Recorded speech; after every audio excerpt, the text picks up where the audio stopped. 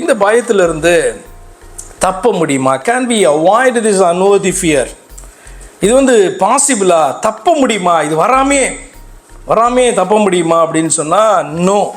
இந்த பயம் பார்த்தீங்கன்னா, இந்த எமோஷன் மனுஷனுக்கு போகாது. அப்பப்போ வரும். காரியங்களை சந்திக்கும் போது, நமக்கு விரோதமான காரியங்களை நம்ம பார்க்கும் பொழுது, கேட்கும் பொழுது அவைகளெல்லாம் வரும். ஆனால் அதற்கு ஆண்டவர் ஒரு சொல்யூஷனை கொடுத்துருக்கார். இந்த பயத்தையே நம்ம அவாய்ட் பண்ண முடியாது. But how to get rid of this unworthy fear என்றதுக்கு ஒரு சொல்யூஷன். இதுதான் கீவேர்டாக நீங்கள் இந்த மெசேஜுக்கு கீவேர்டாக நீங்கள் எடுத்துக்கோங்க. இதை ஞாபகம் வச்சுக்கோங்க. இதுதான் முக்கியமான காரியம். சங்கீதங்களின் புஸ்தகம் 56ஆம் அதிகாரத்தில் முதல் 3 வசனங்களை நம்ம வாசிக்கலாம். சங்கீதம் 56 முதல் 3 வசனம். தேவனே, எனக்கு இரங்கும்.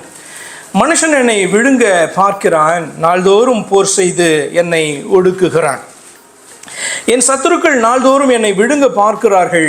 உன்னதமானவரே, எனக்கு விரோதமாக அகங்கரித்து போர் செய்கிறவர்கள் அநேகர். நான் பயப்படுகிற நாளில் உம்மை நம்புவேன்.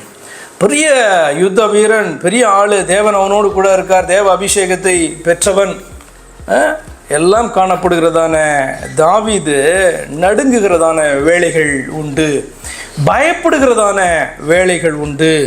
இது அவசியமற்ற, அர்த்தமற்றதான, பிரயோஜனம் இல்லாத ஒரு பயம் என்று தாவீதுக்கு தெரியும். ஆனாலும் கூட அந்த பயம் தன்னை ஆட்கொள்ளும் பொழுது அவன் சொல்லுகிறதான காரியம், நாம் பயப்படுகிறதான அந்த வேளைகளிலே, அந்த நாளிலே உம்மை நம்புவேன். ஹல்லேலூயா. இதுதாங்க கீ.